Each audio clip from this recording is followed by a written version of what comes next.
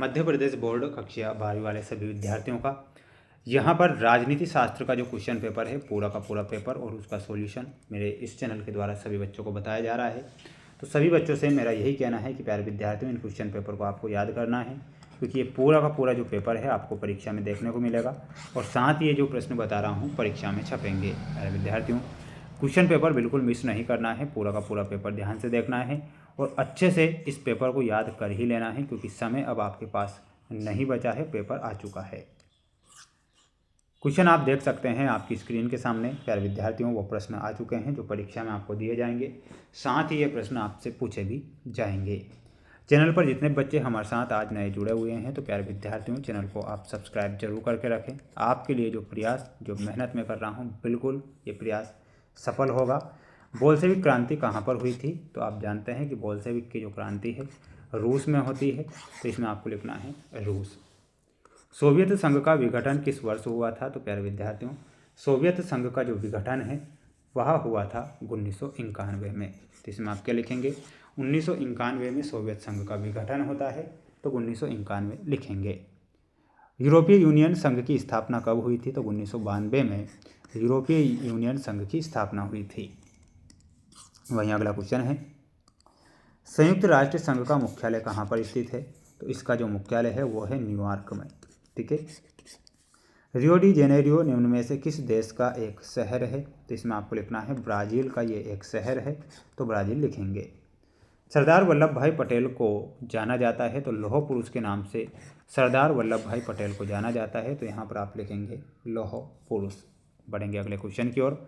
इसके बाद देखिएगा अगला क्वेश्चन परीक्षा में आएगा, पूछा जाएगा, छाप लो, याद कर लो, क्योंकि पेपर आ चुका है। स्वतंत्रता के बाद देश के प्रधानमंत्री कौन बने थे? तो इसमें आपको लिखना है जवाहरलाल नेहरू, जिसे एक वोट नहीं मिला लेकिन प्रधानमंत्री बन गया, जवाहरलाल नेहरू। संपूर्ण क्रांति का नारा किसने दिया था? तो इसमें आपको लिखना है प्यारे विद्यार्थियों, वो देने वाले थे हमारे जयप्रकाश नारायण। लिखना है जयप्रकाश नारायण। अनुच्छेद 370 किससे संबंधित है? तो इसमें आपको लिखना है जम्मू कश्मीर से। किससे संबंधित है? जम्मू कश्मीर। पंजाब चंडीगढ़ और की राजधानी है, तो ये हरियाणा की राजधानी है, तो यहाँ पर आप लिखेंगे हरियाणा। मार्शल योजना का मुख्य उद्देश्य से है, तो मार्शल योजना का जो मुख्य उद्देश्य है वो है आर्थिक सहायता से, तो यहाँ पर आप क्या लिखेंगे? यहाँ पर लिखेंगे आर्थिक सहायता। मैग्ना कार्टा का संबंध से है, तो मैग्ना कार्टा का जो संबंध है वो है मानव अधिकार से। लिखेंगे मानव अधिकार। विषैली गैसों के विसर्जन से कौन सा प्रदूषण होता है? तो इसमें आपको लिखना है वायु प्रदूषण। ठीक है, तो ये आपके क्वेश्चन हैं। क्वेश्चन के आंसर आपकी स्क्रीन के सामने हैं, तो आप इन्हें याद करेंगे। जोड़ी आप देख लीजिए, आपकी स्क्रीन के सामने जोड़ी आ चुकी है जो परीक्षा में दी जाएगी, साथ ही आपसे पूछी भी जाएगी। मेक मोहन रेखा, तो मेक मोहन जो रेखा है वो किस किस के मध्य है? तो भारत और चीन के मध्य जो रेखा है उसे हम मेक मोहन रेखा कहते हैं। भारत ने द्वितीय परमाणु परीक्षण किए थे, तो इसमें लिखना है मई 1998। विश्व स्वास्थ्य संगठन में हो जाएगा सबके लिए स्वास्थ्य। कोविड-19 की शुरुआत चाइना।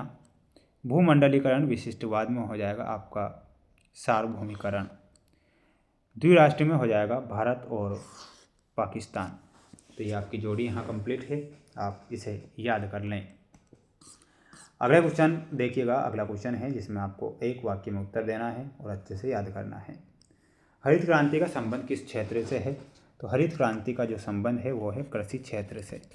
किसमें बताना है? कृषि क्षेत्र, जो प्राथमिक क्षेत्र के अंतर्गत आता है। पंचशील समझौता किन दो देशों के मध्य हुआ था? तो इसमें आपको लिखना है भारत और चीन। भारत चीन। आपातकाल क्या है? तो आपातकाल में लिखना है देश में अतिरिक्त विद्रोह हो जाने के कारण आपातकाल लगाया जाता है। मंडल आयोग के अध्यक्ष कौन है? तो इसमें आपको लिखना है वीपी मंडल। क्या लिखना है? वीपी मंडल।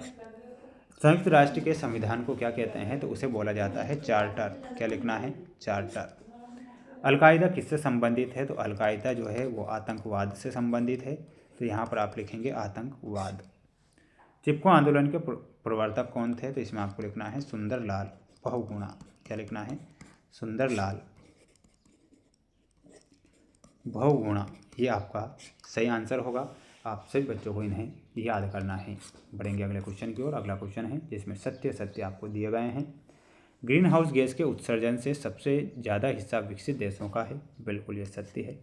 बाकी हमारे जितने भी क्वेश्चन हैं ये आपको सत्य दिए गए हैं। आप सभी बच्चे इन्हें पढ़ें और अपनी तैयारी को मजबूत करें। सभी बच्चों को चैनल को सब्सक्राइब करके रखना है। अगला जो सेट पेपर होगा सेट ई, जो बहुत जल्द आएगा, मेरे द्वारा IMP क्वेश्चन पेपर बताए गए हैं जो कि आपकी परीक्षा में हेल्प कर सकें।